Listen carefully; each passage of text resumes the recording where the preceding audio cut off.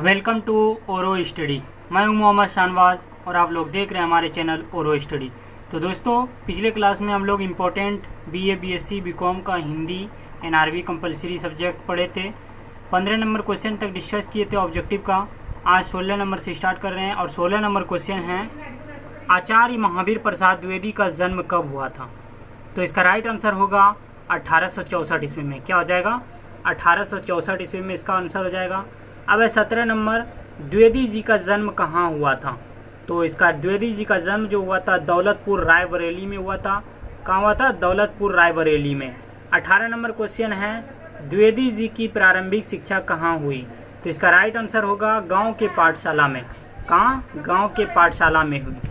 अब 19 number question है, आचार्य महावीर प्रसाद द्विवेदी के नाम पर किस युग का नामकरण हुआ?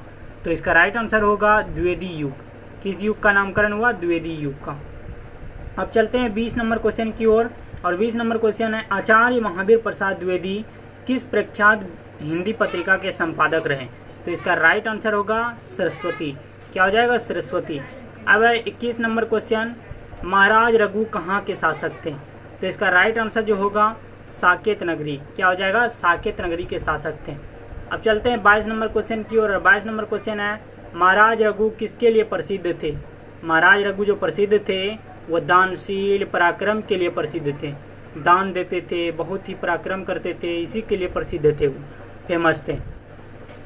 तो अब चलते हैं 23 नंबर क्वेश्चन की ओर। 23 नंबर क्वेश्चन है, महाराज रघु के शासन काल के श्रेष्ठ महर्षि कौन थे?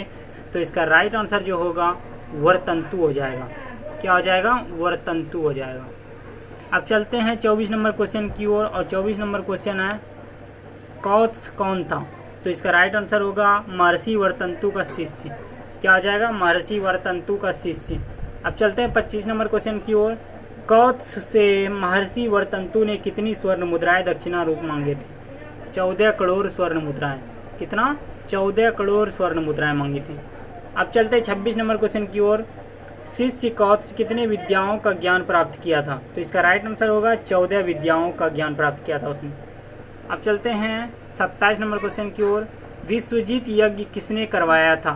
विश्वजीत यज्ञ जो करवाया था वो महाराज रघु ने करवाया। अब चलते हैं 28 नंबर क्वेश्चन की ओर और 28 नंबर क्वेश्चन है, प्राचीन काल में विद्वान तपस्वी कहाँ रहते थे? प्राचीन काल में विद्वान तपस्वी जो रहते थे वो जंगलों में रहते थे। कहाँ रहते थे? जंगलों में रहते थे। अब चलते हैं 29 नंबर क्वेश्चन की ओर। प्राचीन काल में विद्यार्थी विद्या अर्जन के अतिरिक्त और क्या करते थे? तो इसका राइट आंसर होगा भिक्षाटन, गौपालन एवं खेती। क्या हो जाएगा? भिक्षाटन, गौपालन एवं खेती। 30 नंबर क्वेश्चन है, धन प्राप्ति के लिए महाराज रघु ने किस पर आक्रमण करने की तैयारी की थी?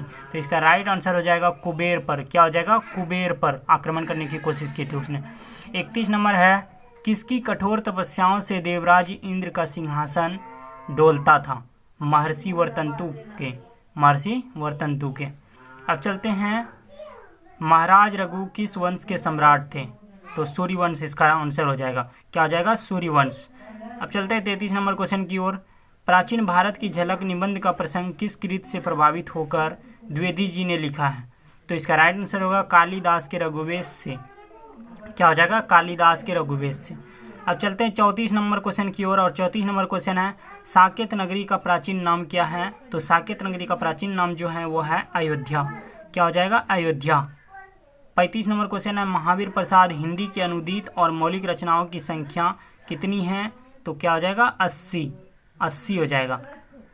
आचार्य महावीर प्रसाद द्विवेदी का देहांत कब हुआ? तो इसका राइट आंसर जो होगा 1938 में होगा।